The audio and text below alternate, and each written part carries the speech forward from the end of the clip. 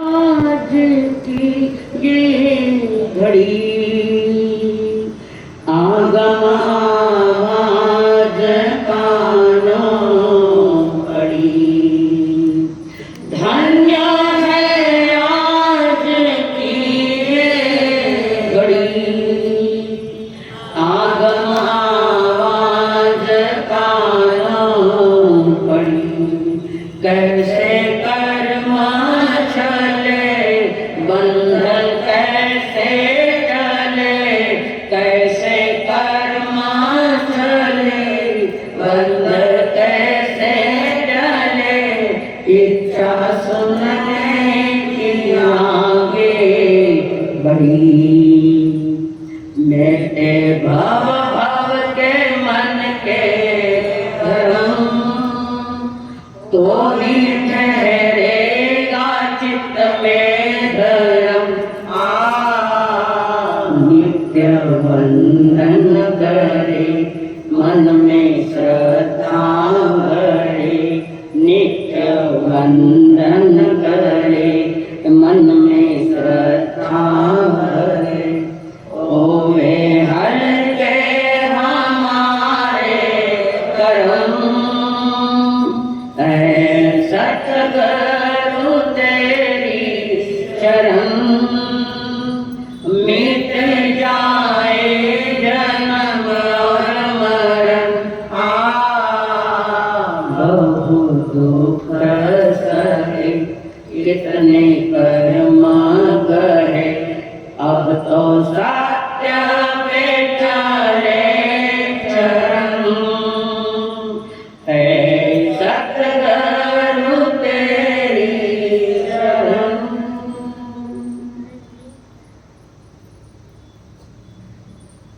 पंच परमेष्टि को प्रणाम। प्रणाम करूं परमात्मा स्वरूप सदगुरुदेव संयमी जीवन के सहयोगी साथियों ने जिन्होंने घबराए हुए दिल को शांति दिवानंद अनंत पुकारी। परम पूज्य आदरणीय श्री अम्मा जी महाराज संसार का स्वरूप और कर्म का स्वरूप जानने के तो जिन्होंने हमारा हाथ पकड़कर हमें सद्गुरुओं के चरणों में समर्पित किया। अनंत अनंत उपकारी मेरे संसारी स्वर्गस्थ पिताजी एवं स्वर्गस्थ माता जी। एक महान सिद्धांत कर्म की जानकारी लेने हुए आए हुए देवान प्रियो आप सभी के भीतर में विराजमान भगवान आत्मा को मेरा प्रणाम। धर्म और कर्म का ये महासंग्राम है। कर्म और आत्मा का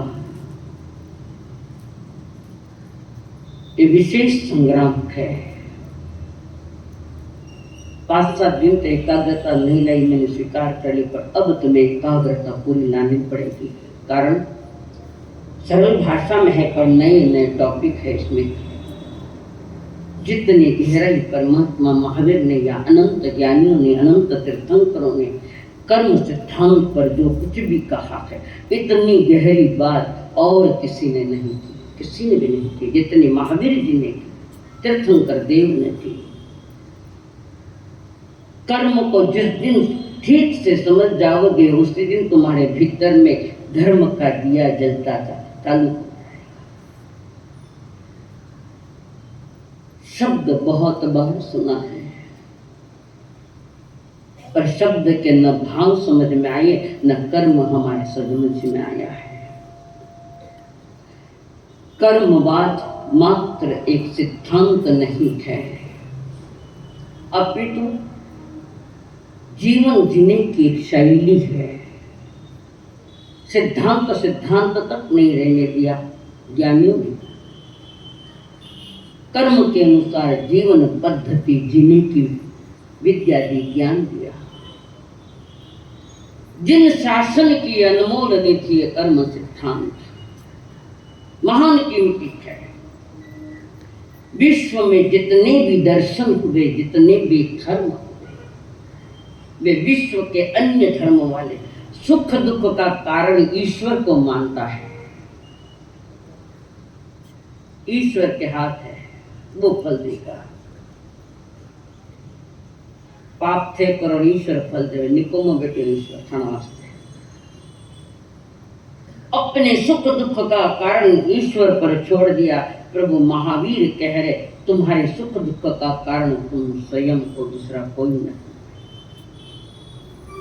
माँ बेटे के भी कर्म एक समान नहीं। एक माँ की कोख से जन्मे हुए बच्चे भी एक समान नहीं है। ये फर्क क्यों आया? अन्य धर्मावलंबी कहते हैं कि ईश्वर की इच्छा है, स्वयं को बचाने का प्रयास है, स्वयं को बचाने का दूसरे पर ढकल दिया। भगवान करे दूर क्या करे भगवान? क्या करता है भगवान? अगर भगवान तीर्थंकर भी करते तो प्रभु को भी 12.5 वर्ष तक यात्रा में ध्यान साधने में कितनी बार उपद्रव आए।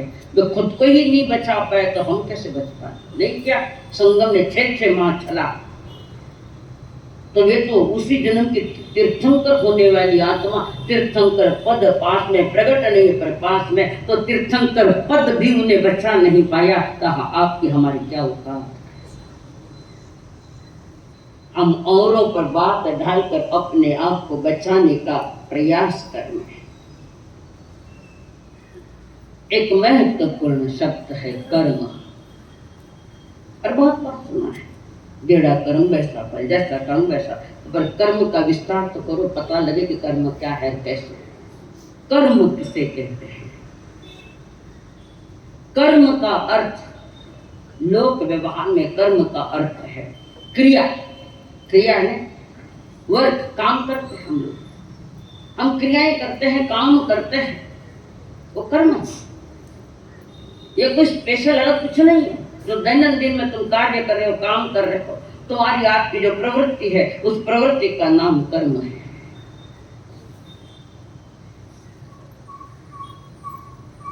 और वो कर्म जिसे हम क्रिया कहते हैं, कार्य कहते हैं, कर्तव्य भी कहते हैं, संसार के कर्तव्य निभा रखे तो उसका नाम कर्म ही। गीता में भी दिए 3 प्रकार के कर्म, निष्काम कर्म दशा, अकर्म दशा, कर्म दशा। देव के नंदन श्री कृष्ण जी ने जब युद्ध के मैदान में जिस समय अर्जुन को गीता सुनाई कि तू तेरा कर्म कर, प्रेरित क्या है? कर्म करने के लिए है। और भावी तीर्थंकर है आगामी 24 में कृष्ण महाराज, तू तेरा कर्म कर, फल की इच्छा मत कर। कार्मण्यवाद कराते मां फली सुखदा, तू तेरा कर्म क्रिया कर। उठाओ धनुष और बाण। अर्जुन कहता नहीं उठाऊंगा। जिनकी गोद में मैं पला वे सामने मेरे दादा है, पिता मोदी, जिनकी गोद में मेरा बचपन बीता, वे मेरे कुल गुरु सामने हैं, वे मेरे ज्ञान गुरु सामने हैं। मैं जिन्होंने मुझे धनुर्विद्या सिखाई उस गुरु के ऊपर मैं तीर कैसे चलाऊं? जिन्होंने महान उपकार किए उन पर तीर चलाऊं? सामने मेरे भाई है, अभी भी ये दुश्मन को भाई है, पर उन्होंने दुश्मन से देखा, इन्होंने भाई के रूप से। अर्जुन उठा धनुष बाण, अहो पार्थ धनुष बाण उठाओ, नहीं तो युगों युगों तक संसार तुम्हें बदनाम करता रहेगा। हम किसी को मार नहीं रहे हैं, वे मरे हुए लोग हैं, ऐसे भी पाप कर करके मरे जैसे ही है, उनके पास क्या जिंदगी है। उठा धनुष बाण और पुनः कहा बस तू बाण चला, कौन मर रहा है कोई नहीं मर रहा, हमारा विषय नहीं। अगर वे अधर्म का साथ छोड़ दे तो हमारा ये तर्कस नीचे आ जाएगा, धनुष बाण नीचे आ जाएगा। अगर वे छोड़ दे, हम उनको नहीं मारे, उनकी जो अधर्म की जो दशा है, अधर्म भरा जो व्यवहार है, उसको मारने की चेष्टा करे और उसको मारते ये मर जाए तो हम दोषी नहीं। गीता के वचन में कर्म का अर्थ सामान्य क्रिया। कितने प्रकार की क्रिया होती है?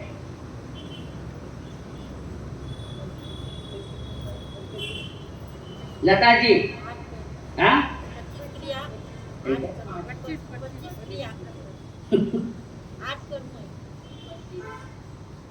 नोट करो, क्रिया 6 प्रकार की है। जयम तेरे जयम तिठे जम मस जयम से जम भुजन तो भाषण तो भाव कमम न बनते। बड़ी गीत आइए आज उत्तराधीन 10वीं काले सूत्र के 4थे अध्याय में पीछे गाथा है क्या। अब ये क्रियाएं कौन सी समझ लेना। चलना, चलने की भी तो क्रिया है, चलना, गिरना, उठना, बैठना, खाना पीना, सूंघना, सोना, व्यवसाय करना, बड़बड़ करते रहना, अस्थिर बैठने, सारी क्रियाएं।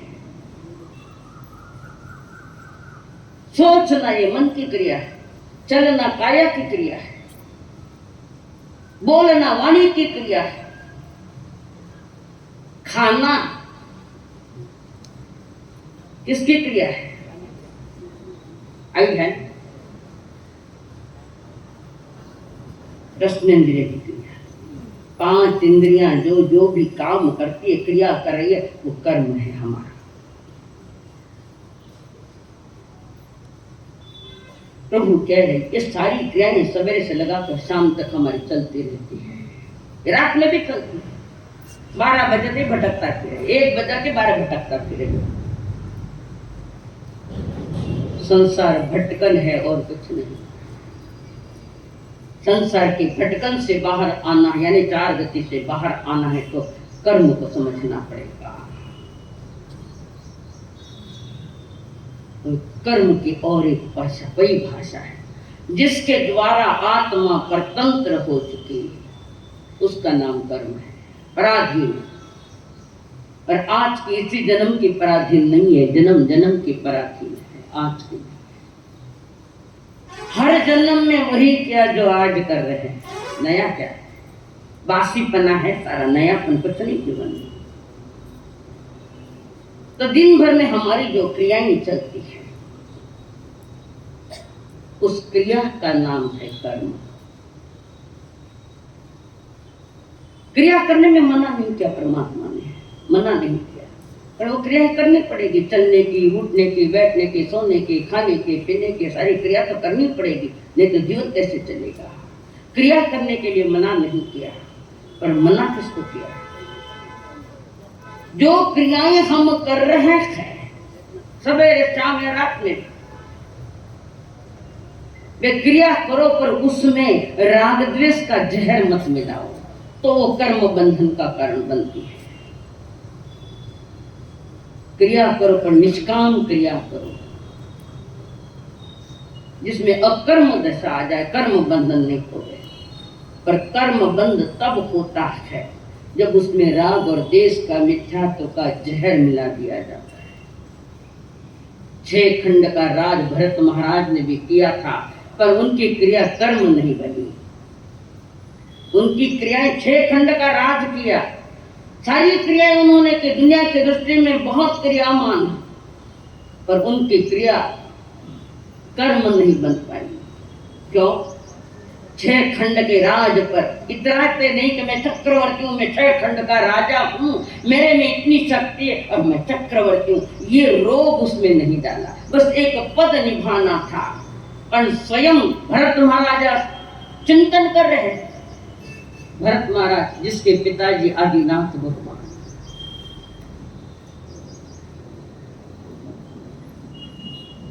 जो प्रथम तीर्थंकर है, और वो सारा आत्मवैभव देखते हुए भरत महाराजा ने भी निर्णय लिया कि मैं अपने पिताजी के जिस दिशा में गए मैं भी जाऊंगा। उन्हें 6 खंड के राज मिला तो कोई खुशी नहीं। 2-3 बधाइयां आई थी जब राजमहल में बैठे थे, 2-3 बधाइयां आई थी। आपको पुत्र रत्न की प्राप्ति हुई है, कोई फर्क नहीं पड़ा। संसार का खेल अनादि से चल रहा। आपके आयुधशाला में वो चक्र आ गया है, ये भी बधाई। और एक बधाई आई, किसी ने आकर कहा कि वनिता नगरी में आदिनाथ भगवान पधारे है, सोने का मोतियों का हार लेकर देने वाले मालिक को बख्शिश दिया। इस बधाई पर खुश थे कि मेरे पिताश्री जी तो संयम है, विराट राजमार्ग को छोड़कर जो निकल पड़े राज एक तीर्थंकर मेरे पिताजी में बहुत सौभाग्यशाली हो, और उसी सौभाग्य का मार्ग में स्वीकारूंगा। मैं महलों में रहे या 6 खंड में भी रहे तो दुनिया के लिए वो 6 खंड के राजा है, पर वे स्वयं सोचते कि नहीं, मुझे तो मेरा आत्म राज को पाना है, मेरी आत्मा पर जो कर्म दंड है उसको हटाना है।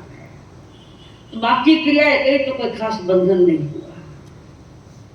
और वो आरिसा भवन की घटना को लेकर वैसे ही निकल पड़े। आरिसा भवन में अपने तन की सजावट करके राज दरबार में जाना है, तो राज दरबार के अनुसार कपड़े पहनना, वेश पहनना, गहने पहनना आरिसा भवन में देखकर चल रहा है। और उन्होंने एक अंगूठी, कीमती अंगूठी हाथ में पैर है और दूसरा गहना पहने, तब तक वो अंगूठी गिर पड़ी, ढीली थी, पड़ गई। छे होता तो पाछू उठा लेता, घाल देता मायने। हाँ बोलो ना।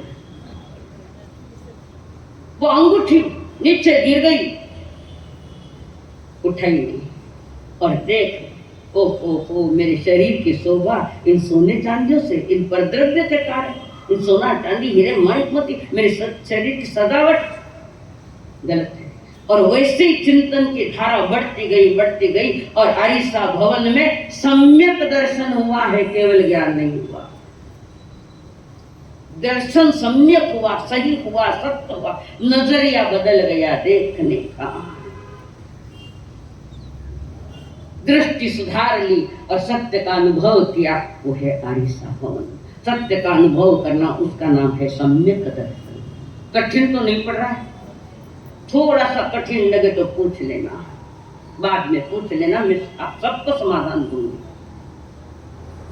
और भरत चक्रवर्ती निकल पड़े के उन्होंने दीक्षा ले ली, देव दूषित वस्त्र आए, एक प्रहर के भीतर में ही केवली बन गए भरत महाराज।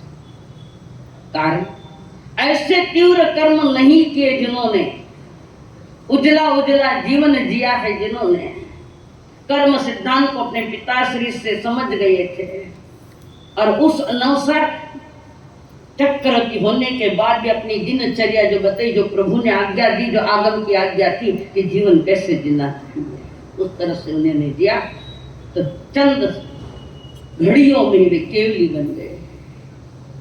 कारण कर्म तो किया है, क्रिया ठीक है, पर बंधन वाली क्रिया नहीं की। जो भी क्रिया करी उसमें न राग है न द्वेष है। राग यानी क्रोध नहीं, राग यानी अटैचमेंट, आसक्ति। न राग किया न द्वेष किया। और ये सारा क्रिया का मार्ग मन, वचन और काया से चलता है। सारा शरीर चाहता है कि मौन गादी मिले, कालीन बिछाया हुआ मिले। उस बिस्तर के प्रति जो अटैचमेंट राग है वो बंधन का कारण बन गया। सिर्फ सोने का कारण बंधन का कारण बना। साधक आत्मा धरती पर ही सो जाती है, ये चाहिए न वो चाहिए, कुछ नहीं होता वहां। बंधन का कारण भोजन करते वक्त स्वाद ले लेकर खाते हो। भोजन बहुत अच्छा बना, बहुत, हम क्या है छुट्टे थोड़ी पूरे अभी। एक ही थाली में दो भाई भोजन कर रहे, एक ही थाली में, और एक ही भोजन, एक प्रकार का समान भोजन, और भोजन कर रहे। एक पेट भरने के लिए खा रहा है और एक स्वाद ले लेकर खा रहा है। बोलो कर्म बंधन किसका होगा? जो स्वाद लेकर खा रहा है। बहुत बढ़िया, वाह, खाने की आसक्ति, खा तो लिया पर कर्म में बांध कर बैठ गया, और दूसरे ने बस पेट भरने के लिए खाना है। पर ये शरीर साधना का कारण है, तो इस शरीर को साधना है तो बचाना है, तो थोड़ा भोजन करना पड़ेगा। एक ने स्वाद लेकर खाया, एक ने बिना स्वाद लेकर खाया। जिसने बिना स्वाद लिए खाया उसका कर्म का बंधन नहीं हुआ। घ्राण इंद्रिय से भी चलता है। नाक कहती है अच्छी अच्छी सुगंध चाहिए, अच्छी अच्छी।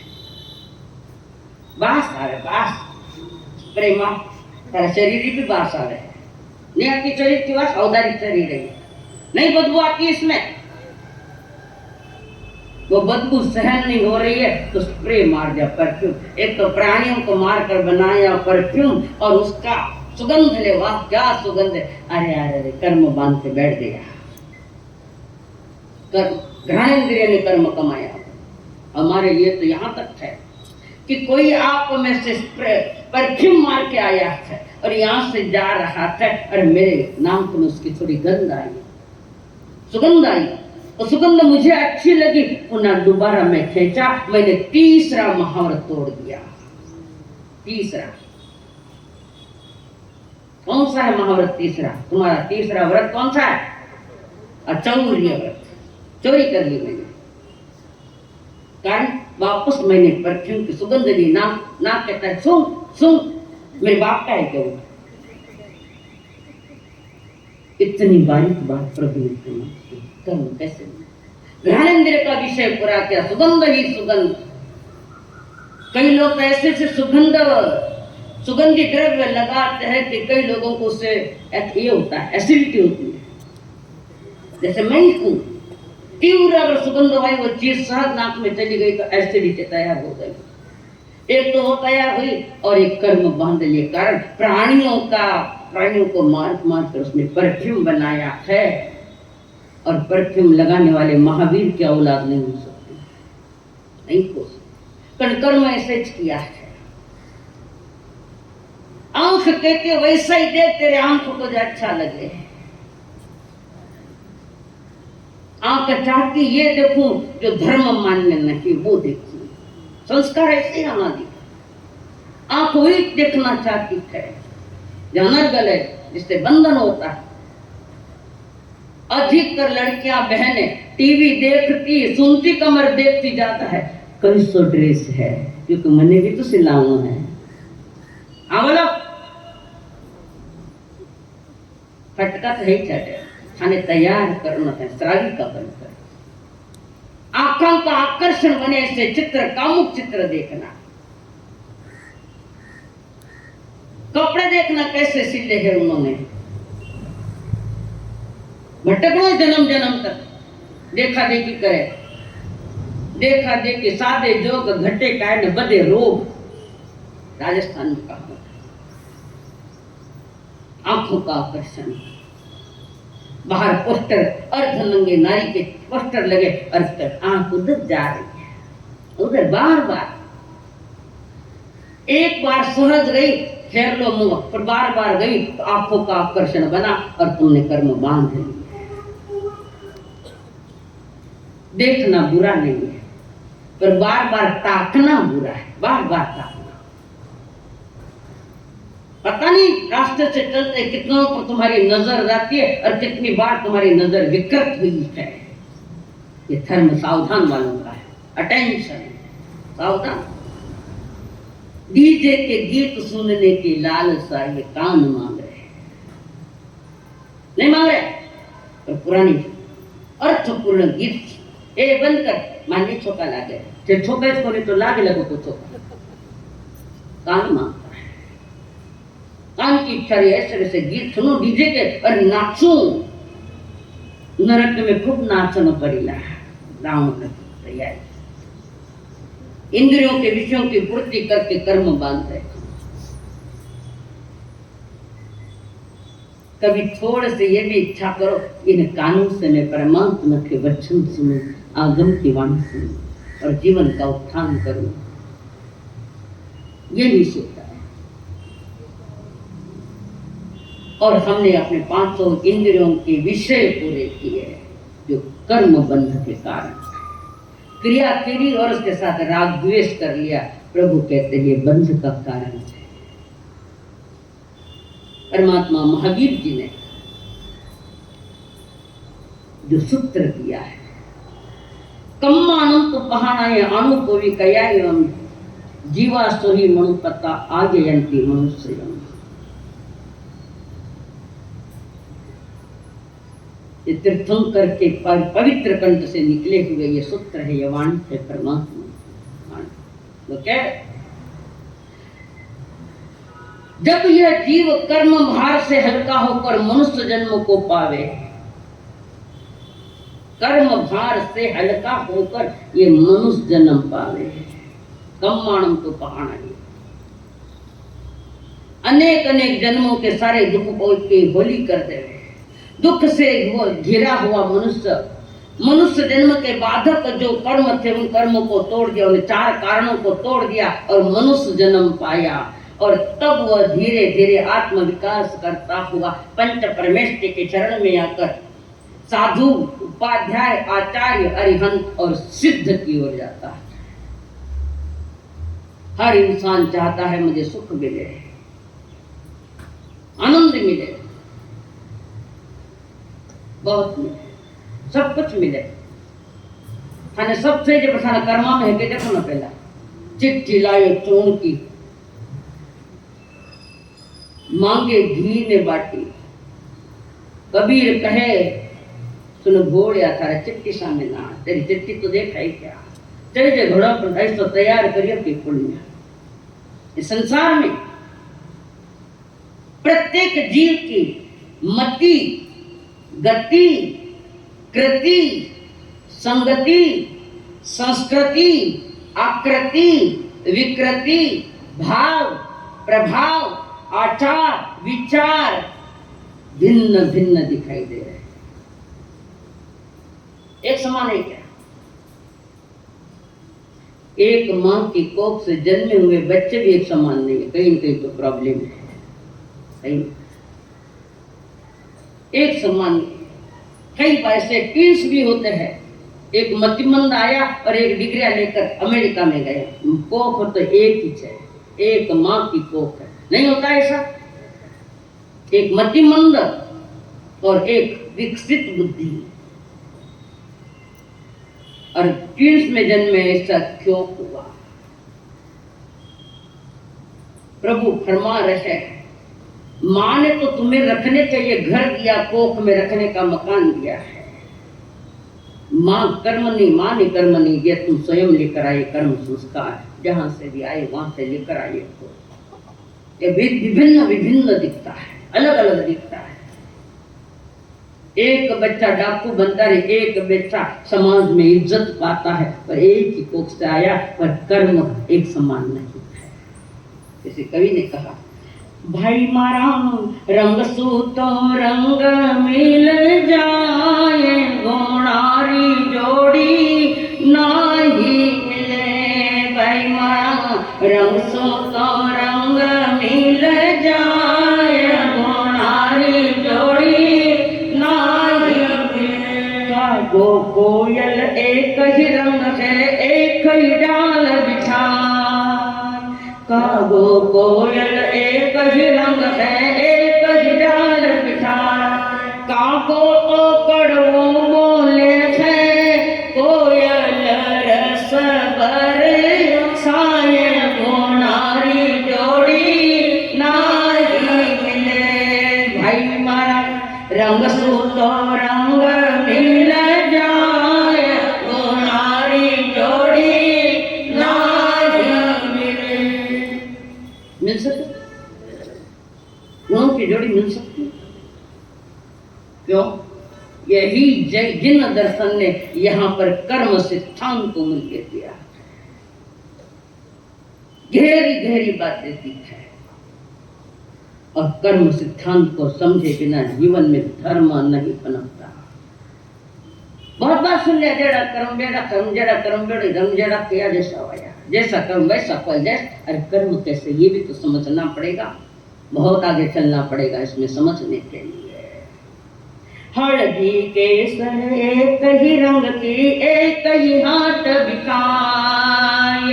हल्दी केसर एक ही रंग की, एक ही हाथ बिकाए। हल्दी तो सागा में सीधे, केसर तिलक लगाए, गोणारी जोड़ी नाही मिले। भाई मारा रंग सूतो रंग मिल जाए, गोणारी जोड़ी नाही मिले। एक समान नहीं होते, कहीं ना कहीं तो अंतर हो ही जाता है। प्रभु ने फरमाया है हर जीव अपना अपना कर्म लेकर आता है अपना। कोई कोख में मर जाए आयु कम लगे, कोई 100 साल की उम्र पावे आयु लंबी लगे। आयुष्य कर्म मजबूत है। ये सारे कर्मों का खेल, ये 4 गति का संसार यानी कर्मों का खेल है। हम कर्म तोड़ने आए कि कर्म खेलने आए किसके लिए? बहुत पीड़ा अंदर में है, समझ आए लोग थोड़ा समझ। इतनी सहूलियत आप लोगों ने हमको दी तो मेरा भी कर्म बनता है कि आपको भी सत्य क्या है, कर्म क्या है, धर्म क्या है, जीवन में समझाऊं, ताकि थोड़ा बहुत भी परिवर्तन आ गए तो भी थोड़ी बाजी जीत ली है। तो दिन भर जो हमारे द्वारा जो क्रियाएं आती है उस क्रियाओं से जो फल तैयार हुआ है, संसार यानी कर्म फल 4 गति का, और सिद्ध यानी कर्मों से मुक्ति। 4 गति में कर्मों के साथ वो कर्म फल भोग रहे। जब भी मनुष्य बने हैं उसमें कर्म फल जो पहले बांध रखा है उस कर्मों के साथ जो जो भी पाया है उसके साथ हम 4 गति का खेल खेल रहे हैं, वो कर्म फल है। तो बीज कहाँ गया? किसी न किसी जन्म में, पीछे जन्म में कहीं कभी बीज बोया है, वो फल बनकर तुम्हारे सामने आए। कोई महलों में मना रहे आनंद और कोई झोपड़ी में रोटी नहीं है। इस संसार में जो विचित्रता दिखती है, कोई रो रहा है, कोई हंस रहा है, कोई बादाम के हलवे खा रहा है, किसी को रोटी नसीब नहीं। कई खिलौनों से कोई खेलता है, एक गरीब बच्चा उस खिलौनों को देखता रहता है और थोड़ा एक खिलौना मांगे थे, चल हट, ये तुम्हारी भाषा। कल वो गरीब है और अमीर होता, अरे जगह अगर तुम्हारा गांव में मोदी जी आता, मोदी जी क्या होता, वो खेल दे, हाँ मारो लो। गरीब इंसान के लिए तुम्हारी क्या वृत्तियां हैं, क्या व्यवहार है गरीबों के साथ? ये तुम्हारा व्यवहार, ये तुम्हारा चिकना कर्म तैयार होने की तैयारी है, चिकना कर्म। जैन दर्शन में कर्म बंधन के 5 कारण बता दिए, मिथ्या, व्रत, प्रमाद, कषाय योग, जिसको मैं रात में समझा रही हूँ। जो रात के विचारी सुराना जी, कोठारी जी, उठावे दो आपके पास मस्त नींद ले गया, आलो जो गाँव कहीं नींद ले बनाया आटे, मैं सबको जगा रही हूँ। कोठारी जी नींद ली ना? बोलो नहीं बोलो, पछे मैं कही क्यों बताओ? पकड़ीस गया नींद लेने के लिए सुराना जी। आज 7 घरे आग लगा रहे, एक नींद ले, सब लाइन में नींद ले रहे। सोने के लिए नहीं है, जागने के लिए स्थान पर। ये स्थान जो है आज वर्तमान में जीवात्मा को जगाने का स्थान है। 5 कारणों से जीव कर्म बंद करता है, इसका विस्तार यथा समय जरूर बताऊंगी। कर्म के प्रमुख 3 भाग है। कितने भाग है? 3। एक क्रियमाण कर्म, नया शब्द है, नोट कर लो, बार बार आएगा, इस सिद्धांत नहीं है। क्रियमाण कर्म। दूसरा है प्रारब्ध, जिसको हम नियति या भाग्य कहते हैं, वो है प्रारब्ध। और तीसरा है संचित कर्म, इकट्ठे किए गए कर्म, हर इकट्ठे। अब जरा देखें क्रियमाण कर्म क्या है।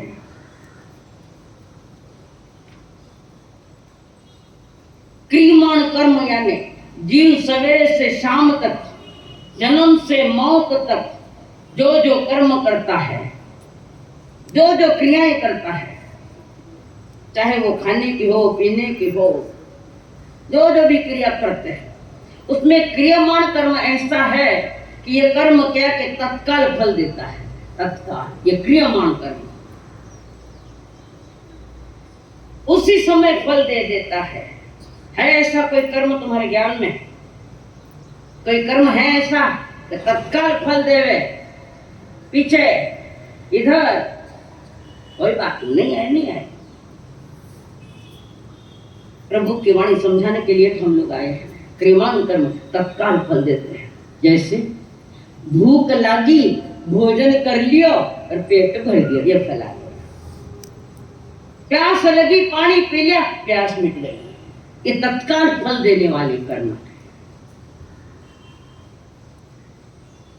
नींद आई, गहरी नींद, सो गए, अपना उड़ गए, तत्काल फल मिल गए, स्वस्थ हो गए, बहुत मजे से नींद आई। तो मजे से नींद लो और मैं थप्पड़ मार के जगाऊंगी आपको। परमात्मा की वाणी समझ गए तो बहुत कुछ पालोगे इस जन्म से, इस जन्म से। पर ये जन्म तुम्हें बार बार थोड़ी मिलना, सुबह शाम ये जन्म तुम्हें बार बार मिलने वाला थोड़ी है, समझो।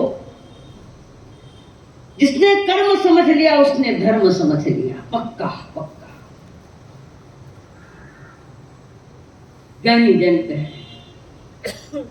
ये मानव का चोला हर बार नहीं मिलता,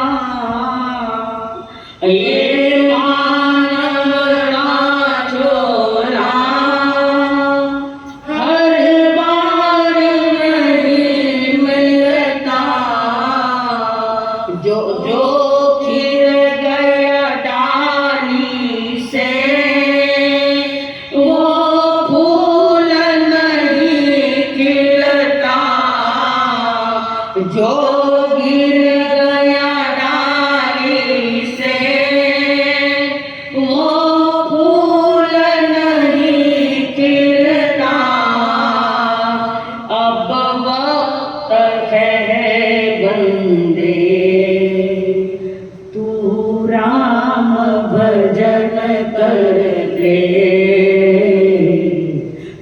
श्याम भजन कर ले, प्रभु का दर्शन कर ले, कट जाएगी 84 मोक्ति का जतन कर ले, शुभ शाम भजन कर। ये मानव का चोला हर बार नहीं मिलता। मंजूर है, मंजूर है। ये मानव का चोला हर बार नहीं। कहेगा संग्राम हाथ में हीरो आयो, मनु जन्म ने पाए, बांध गोफण में पायो, बांध दियो बेसुर लहर लारे रहियो एक, जोहरी मिल परीक्षा करी रोयो माथो टेक, रोयो माथो टेक, एड़ा तो घना गमाया, कहेगा संग्राम हाथ में हीरा आया। हीरे लेकर कब्बों को उड़ाने मालूम नहीं है, ये हीरा है। हीरे के परख करने वाले संसार में जवाहरत लोग जौहरी होते हैं। इस मनुष्य जन्म के हीरे की परख करने वाले सतगुरु होते हैं। ऐसे कई हीरे खो दिए, कई जन्म खत्म कर दिए, पर जन्म को खत्म करने की प्रक्रिया प्रारंभ अगर कर्मिक है तो ये समझना पड़ेगा। तो एक पहला है क्रियमाण कर्म, तो जिसका फल तत्काल मिल जाए। दूसरा जिसको प्रारब्ध कहते हैं, प्रारब्ध नियति भाग, ये है। तो कुछ कर्म ऐसे जो तत्काल फल नहीं देते, कुछ समय लेते हैं, कुछ समय लेते हैं। कुछ जैसे बाजरी खेत में बोवो तो 90 दिन के बाद, 90 दिन के बाद बाजरी फल देती है। बाजरी जिस दिन बोया वहां से लगभग 90 दिन है फल आने के लिए। जवारी बोई है तो 120 दिन लेंगे फसल आने की। वो फल है, फसल वो फल है, वो फसल। आम अगर बोए तो लगभग 5 माह नहीं 5 साल आम आने के लिए, वृक्ष पर आने के लिए 5 वर्ष लगते हैं। तो हर कर्म तत्काल फल दे, ऐसा नहीं। कोई फल परिपक्व होने के लिए समय लेते, क्योंकि हमारे साथ इंजेक्शन देने तो अंबर मूल आम नहीं थे, वो स्वाद बदल गया उसका, बिगाड़ दिया उसका। सही आम है तो 5 वर्ष के बाद जो फल आएंगे वो सही आम 5 वर्ष बाद। उसकी परिपक्वता के लिए, हर पदार्थ की परिपक्वता के लिए वो समय लेता है। क्रियमाण कर्म नहीं लेता, तत्काल फल देता है। तो ये इस प्रकार कर्म बीज बोते बोते उसी प्रकार से जैसे फल सामने आ रखे थे समय भी लेता है। कुछ कुछ कर्म तो बहुत समय लेता है, जैसे गज सुकुमार मुनि के कर्म 99 लाख भवों के बाद परिपक्व हुआ। परिपक्व 99 लाख। खंडक जी जिन्होंने काचरा छिटा था, देखो मैं काचरा कैसा अखंड काचरा निकाला, उसकी ये छिलका मैंने कितना अखंड निकाला, अखंड निकालकर अपने कार्य का कौतूहल कर रहा है, कौतुक कर रहा है। कर्म थे छोड़ूला नहीं। एक केंद्रीय जीव है काचर। काचर समझा ना, अटने की शेरनियां तकड़ी से छोटे छोटे जिसके आँखां सब जारी बनती। क्या किया, इतना सा छिलका। देखो मैं कितना होशियार, कर्म बता दी तो कितना होशियार है देखो। और वहां पर उसने कहा मैं कितना होशियार हूं, सब होशियारी बारे आई। 13 करोड़ भवों के बाद अखंड चमड़ा उतारा गया। कौन थे वे? नहीं मालूम।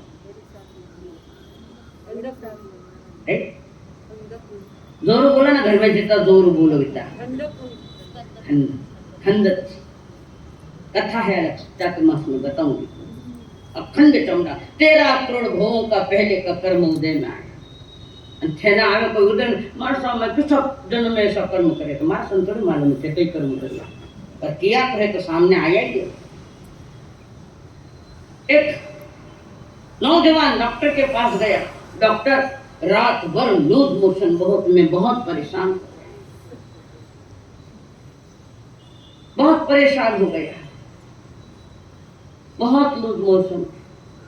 डॉक्टर ने पूछा अभी क्या खाया आज? कुछ भी नहीं खाया मैंने। तो फिर लूज मोशन क्यों होने लगे? आज नहीं खाया, काले मिर्ची भेजा खाया था, ये आज उदय में आया, आया कि नहीं आया? प्रत्येक कर्म का अपना एक समय होता है जो परिपक्वता के लिए लेता है। राजा दशरथ ने जिस समय उस तालाब के वहां पर कोई पानी ले रहा था, हिरण देखकर राजा दशरथ ने तीर चलाया। हिरण की शिकार करने आए राम गिरा बाप दशरथ, और वो तीर चलाया और एक बच्चे के जोर से रोने की आवाज आ गई। नौजवान अंधेरे में तो दिखा नहीं। पाप करना तो चांदना में कर जो और पुण्य करो तो अंधारा में कर जो, तो जीवन का थोड़ा विकास हो सकता है। ढोल बजा बजा कर पुण्य नहीं करना है। तुम्हारे अंदर की वृत्तियां प्रवृत्तियां क्या है आप स्वयं जानते। तो दशरथ ने तीर चलाया और श्रवण की मौत हो गई। मौत के पहले श्रवण ने कहा जिसने मुझे तीर मारा उसके मैंने निवेदन करता तो मेरे अंधे माता पिता वहां बैठे हैं, उनको प्यास लगी, बहुत प्यास लगी, मैं घड़ा नहीं ले सकता, मैं मरना के आसन्न बैठा, जाओ उनको ये पानी लेकर उनको पिला दो। और इसने प्राण छोड़ दिए श्रवण ने। और दशरथ वहां गए जहाँ कावड़ पड़ी थी जिसमें अंधे माता पिता बैठे। उसने घड़ा रख दिया। श्रवण इतनी देर क्यों लगी बेटा? पानी बहुत दूर था क्या? पानी जब पास में नहीं था क्या? श्रवण बहुत देर लग गई रे। अब कौन बोले? श्रवण में तो बोले। दशरथ कुछ नहीं बोल रहे, मैं क्या उत्तर दूं उनको? और ये श्रवण बार दशरथ महाराज का भांजा था, भांजा बहन का बेटा। अरे दोनों बहन बहने पर दशरथ बोल नहीं रहे। बोलो ना, कुछ नाराज हो गए, हमने आपको पानी लेने के लिए भेजा, बहुत लंबा जाना पड़ा, नहीं क्या पानी लाने? दशरथ नहीं बोले। श्रवण तू जब तक नहीं बोलता हम पानी नहीं पिएंगे, पानी पानी करके मर जाएंगे, पानी नहीं पिए। तू बोल, क्यों नहीं बोल रहा है? तू हमसे नाराज है क्या? बोले श्रवण वे तो बोले ना। दशरथ ने कहा क्षमा हो, आपका बेटा श्रवण मेरे बाणों से बिंधा गया, वो मर गया। जैसे माता पिता ने सुना बच्चे की वो हालत और मौत के घाट हो गए। राजा तेरा सत्यानाश हो, आज हम श्रवण करते प्राण त्याग रहे, तू भी बेटा बेटा बेटा करता प्राण त्यागेगा। किसको दिया श्राप? राजा दशरथ को। तू भी बेटा बेटा करके मरेगा। तूने हमारे बेटे का विरोध करवा दिया, तू भी ऐसा ही मरेगा। उस समय वो कर्म किया। फलानी तत्काल कारण, दशरथ को बच्चे छुए नहीं थे, उस समय बच्चे नहीं हुए थे। समय बीतने लगा, बीतते बीतते 4 लड़के के पिता बने, राम, लक्ष्मण, भरत और शत्रुघ्न। और तब तक वो जो कर्म बांधे थे वो संचित कर्म इकट्ठा कर रहे हैं, सारा घनीभूत हो रहे हैं। अब वे कर्म तब परिपक्व हो गए, सारे घनीभूत होकर परिपक्व सारे कर्म हो गए। और उसी समय घोषणा हो गई कि श्री राम जी का राज तिलक अमुक दिन होगा। कर्म कहते मैं तेरे साथ हूँ, तू क्या करेगा देखता हूँ मैं भी। वो दिया गया श्राप, वो किए गए कर्म। कर्म कहते तू ज्यादा होशियारी मत दिखा, पता लगेगा। इधर राज तिलक की तैयारी, कर्म पूर्ण परिपक्व हो गए। और राजा राम को, भले कैकी हो, मंत्रा कोई भी हो, वो वनवास मिला। राम जी को वनवास मिला, तिलक नहीं हुआ, राज तिलक। और जैसे ही ये भगवे कपड़े पहनकर निकल रहे, दशरथ को देखा नहीं गया। राम राम राम करते दशरथ ने प्राण छोड़े। वो नियति आ गई सामने, फल परिपक्व हो गया और कर्म बनकर वो फल आए। और दशरथ भी बेटा बेटा करके प्राण छोड़ के चले। इतने वर्ष क्यों ने तो कर्म, आत्मा के साथ जो कर्म पड़े थे, खोटे कर्म, वो अभी परिपक्व नहीं होते, कच्चा नहीं थे, परिपक्व होना है। और परिपक्व है, बराबर उसने व्यवस्था कर ली। कर्म ये व्यवस्था करता है, व्यवस्था कर ली और राज तिलक की जगह जाओ वनवास। बहन का श्राप फला है कर्म की, इसको कहते हैं संचित कर्म। कुछ कर्म ऐसे है जो समय लेता है फल देने के लिए, जल्दी नहीं फलता। वो जितना भी समय होगा उतने में वो फलेगा। ऐसे कर्म फल की जो कथा ज्ञानियों ने लिखी, वो कथा है महाकथा, समझने जैसी वो कथा है। और उस कथा में कह रहे, अरिहंत सिद्ध आचार्य वर उपाध्याय निरग्रंथ, सबके पद कज नमत करूं, रचूं सरस शुभ ध्यान। युग युग से भारत में यहाँ अमर कहानी, धन चंदन राजा और मलियागिनी रानी। धन चंदन राजा और मलियागिनी रानी। युगों युगों से जिनकी कथाएं गाई जा रही है, इतिहास पवित्र पुरुषों का बना है। इतिहास युगों युगों की जिनकी कहानियां गाई जाएगी। राम कितने वर्ष पहले, आज भी राम की कथा गाई जाए। राम मंदिर तैयार हो रहे हैं, मंदिर बने, मनुष्य मंदिर नहीं बन पाया, नहीं बन पाया। मंदिर कितने बनो, मनुष्य ऐसा उस मंदिर का प्रतिमा बने तो मंदिर बनना भी सही है। तो युगों युगों से जिनकी कथा गई, अमर कहानियां हो गई। ऐसे महाराजा चंद्र और महारानी मलियागिरी। युग युग से भारत में अमर कहानी, धन चंदन राजा और मलियागिनी रानी। युगों की कथाएं आज भी प्रभावित है। महापुरुषों की कथा सुनकर अपने जीवन की व्यथा मिटाना तो महापुरुषों की कथा सुनना। जीवन की व्यथा मिट्टी क्या कुछ कम हुई है क्या, ये तो देखना तो पड़े। महाराजा चंदन और महारानी मलियागिरी जैन धर्म के थाल, महान उपकारी, नीतिमान, परोपकारी, जनता को पुत्र तुल्य समझने वाले महाराजा चंदन ने और महारानी मलियागिरी ने पुत्र त्याग किया। जिनकी दसों दिशाओं में कीर्ति फैल गई है, इस संसार का भूतल का श्रृंगार जैसे राजा चंदन, सारा संसार जिनको याद करता उस समय मानता था। महाराजा चंदन और मलियागिरी रानी, बड़े सारी जनता राजा रानी से प्यार करते और ये भी अपने जनता की सारी कमियां, जो कुछ कमियां वो पूर्ति करते। इतने प्यारे हो, परोपकार के सारे कार्य उन्होंने किए और राजा रानी भी खुश है। आज तो बहुत कुछ है, पर आने वाला अगला समय कैसा होगा, क्या कर्म कब उदय में आवे क्या पता है।